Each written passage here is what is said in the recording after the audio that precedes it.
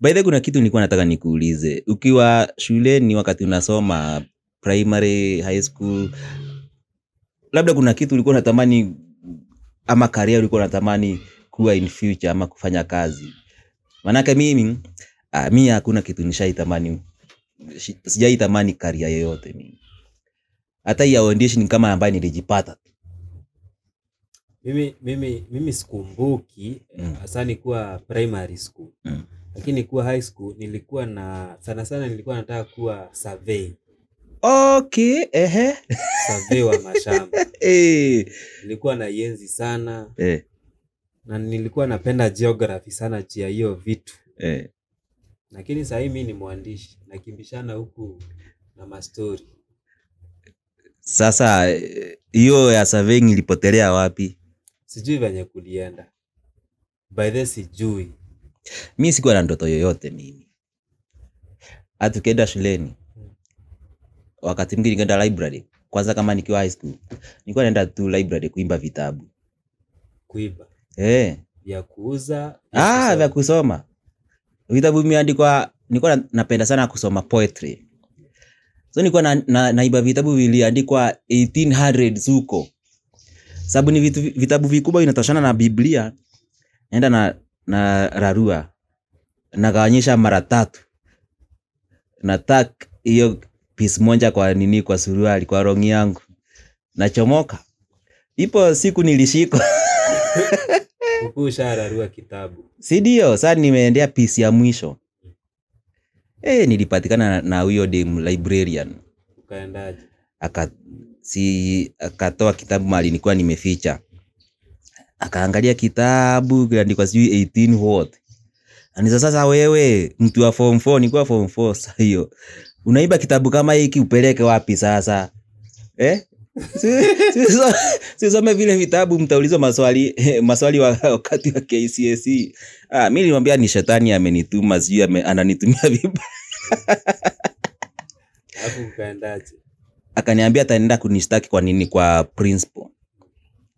Kumbe kuna mwalimu mwingine aliniona kwa class. Ukipita na vitabu.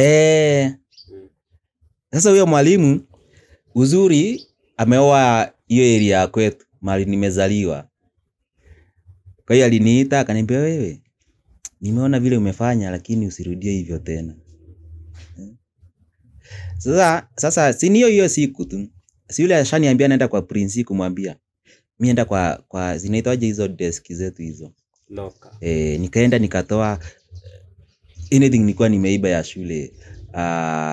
Kwa hivyo haikuwa mara ya kwanza. Nilikuwa hata na Bunsen burner. Bunsen burner kijana, kama unaikumbuka ni nini? Hiyo nilikuwa nayo. Nilikuwa na test tube sijui ni ngapi.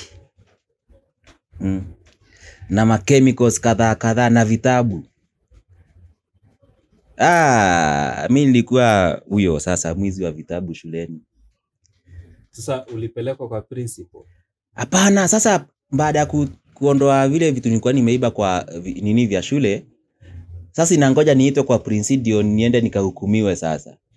Nilikuwa nategemea hapo suspension sijui nini. Lakini hata sikuwa ipokea ama sikuwa iitwa kwa principal. Sijui labda alikanyagia hiyo story. Labda alishangaa hizi vitabu naimba, sasa unaiba vitabu kama hivi upeleke wapi? Wewe badala usome vitabu ambavyo mnasoma kwa syllabus, unaimba vitabu vimeandikwa 1704. Sasa hizo poem ulikuwa unazisoma ama nilikuwa nasoma kwa sababu bado nilikuwa naandika poems kwanza za mapenzi nauzia wanafunzi. Unajua bado nimesoma wakati ndio kidogo tunaandika barua kidogo. Kwa hiyo nilikuwa naandika hizo poems na sneak out of school, naenda kwa cyber cafe, na zitype, na print, narudi kwa shule, nauzia students. All students hata wengine walikuwa wananiambia niwaandikie barua za mapenzi, watumie wapenzi wao, na kulipisha na kuchange kuandika barua na hiyo poem. Barua ilikuwa pesa ngapi hiyo? I think ilikuwa kuandika si kitu kikubwa, unaandika like less than 200 words, hiyo ni 50 bob. Poem moja nilikuwa nauza 20 bob cause utapata ile copy umenunua nimeuzia mtu mwingine the same copy. Si unaona ukiprint una print copy mingi.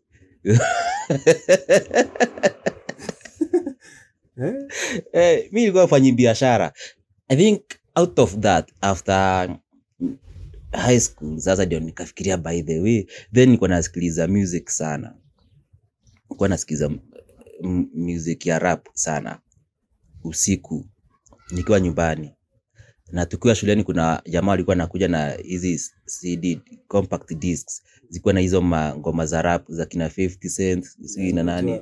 So CD lazima ufafanue. Si ndio nimesema compact disc. CD ni mingi.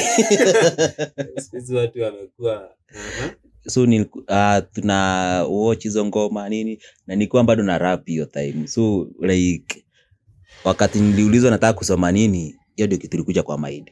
Kwa sasa nimelearn kwa the same poetry ndiko kwa music. So niko na I think nitafuata hii. Sasa umeanza. Ndio nimejipata tu. Yaani huwa nataka tu nikae niongee. Hata saa zingine nikienda nyumbani usiku utanipata tu naongea peke yangu. Hakuna kitu nasema cha muhimu. Nataka tu nisikie naongea. Hivyo tu. Alafu juu umesema kuhusu wizi. Kuna jamaa fulani ni story nilisikia mahali. Unaona venye watu ukamua ng'ombe za shule. Anakamua. Sasa alishikwa akuwa nje ya shule. Anaenda kuuza maziwa. So akuwa shule bado alikuwa anapokea zile pesa za maziwa. Unajua ikaenda kukamua unaenda na sponge. Una mattress, unararua mattress. Unaweka kwa ndoo. Unaenda kukamua. Hayo maziwa yatatoa sauti kwa ndoo. Umefanya hivyo kwani? Nishaijaribu. Maji ya kuosha ng'ombe. Unaosha nini? Ama kama maji si after supper, kuna maji tulikuwa tunapewa shuleni. Ya kuoga. Ya kukunywa. Tulikuwa tunasema ni ya kupika mkorogo. Kama uko na chocolate na sukari, napewa maji warm. Na kuna wengine ambao walikuwa wanaenda kuchukua maji ya kuoga. Sasa ndio unachukua. Unajipanga. Na sasa hiyo mission mtu anafanya peke yake ama kuna back? Mko watu kadhaa. Kuna mtu anaenda kuchukua maji ya kuoga. Kuna mtu hiyo sponge, hiyo mattress mnaenda mnakata. Hata kuna siku fulani nilikuwa kwa zile dormitory. Zile za shule cubes. Mimi nilikuwa form 1. Sasa nimeingia ni mchana hivi, watu wako kwa uwanja wengine wanafua. Kufika kwa cube fulani ya form 4 nasikia harufu ya kuku. Alafu tunapata jamaa wanakula kuku, kumbe wana ile Bunsen. Ilikuwa inaitwa bana. Bunsen bana. Na pia hiyo bana yenyewe. Kale kafupi. So anaweka tunini kachuma hapa juu, sufuria sijui alitoa wapi. Wanapika kuku yao. Na kuku unajua imetoka wapi? Za walimu. Si ndio? Kuku ikipita tu hiyo fence hivi, haionekani tena. By kuna story nimesahau. Unajua the first microphone nilinunua nilikuwa form 2. Microphone? Umeinunua saa ukiwa shule? Si ndio? Ya kufanya nini? Ya kusoma news. Unajua ndio zile pesa nilitumia kununua hiyo mic. Niliuza vitabu. Zile ulikuwa unaiba? Hapana. Kulitokea strike kwa shule. I think form 3 wakakuja kwa dormitory yetu, because hiyo time tulikuwa tunara form 1 peke yao, form 2 hivyo. Wakakuja kwa dormitory yetu, wakavuja boxi zetu, wakaiba vitu. So wakati tunafukuzwa wote shule mzima, ikasemekana vile vitu viliibiwa, kama uliibiwa kitu, uende uandikishe. Ndio ulipwe. Mimi nikaandikisha sijui bed covers, sijui Bible, sijui vitabu kadhaa. Wakati tunarudi vitabu vimenunuliwa. Kila mtu akapatiwa vitabu kulingana na ambavyo alikuwa ameandikisha. Vimenunuliwa na shule. Sasa hao waliiba, walikuwa sasa wakati wanarudi na hizo pesa. But shule ikanunua ndio tupate vitabu na bidhaa zingine zilikuwa zimeibiwa. Wakati wa kufunga shule nibeba vitabu yangu hivyo vyote vipya. Nikaenda nikaviuza, nikanunua microphone. Kulikuwa na mic ya FM. Hiyo mic unaweka battery moja. Kisha weka halafu unatafuta frequency kwa radio. Ati unafanya nini? Hii mic ilikuwa ni ya FM. Sinaona frequency kwa radio wameandika mpaka nini yake hapo. 102 whatever. So mimi nikanunua hiyo mic. Ilikuwa wireless. Nikaweka battery kwa hiyo mic. Sasa nishaenda home. Nikaweka battery kwa hiyo mic. Nikatune mpaka kwa hiyo frequency yake. Nikasikia inaongea Sasa acha nikuonyesha sasa. Nikaongeza radio volume hadi mwisho. Ilikuwa kama saa 12 naelekea. Mimi nikasoma taarifa za saa 1. Nikasikia mamangu anauliza brother yangu, kwani leo saa 1 imefika mapema aje? Akaambia huyo ni Richia na soma news. Sasa umeweka volume kila mtu anasikia. Si ndio? Kila mtu anasikia kwa mbomo. Mamangu ashangaa, kwani saa 1 imefika mapema aje?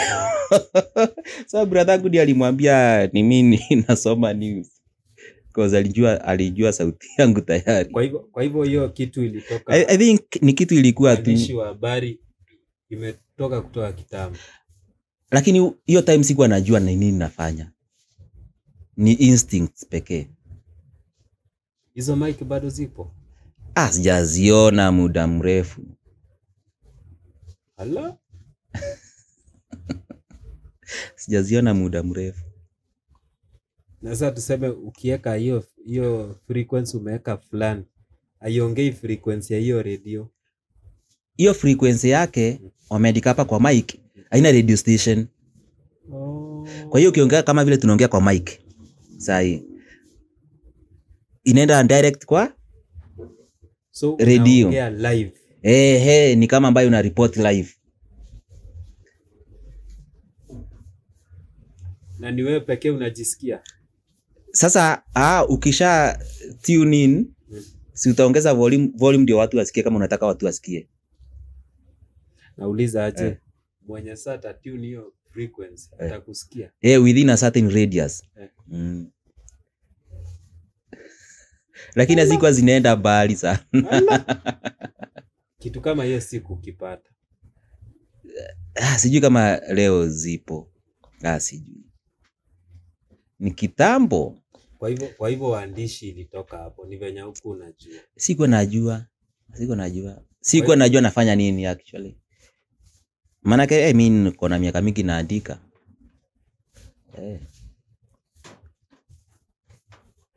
Ni vile unafanya kitu out of instinct, lakini haujui bado ni nini.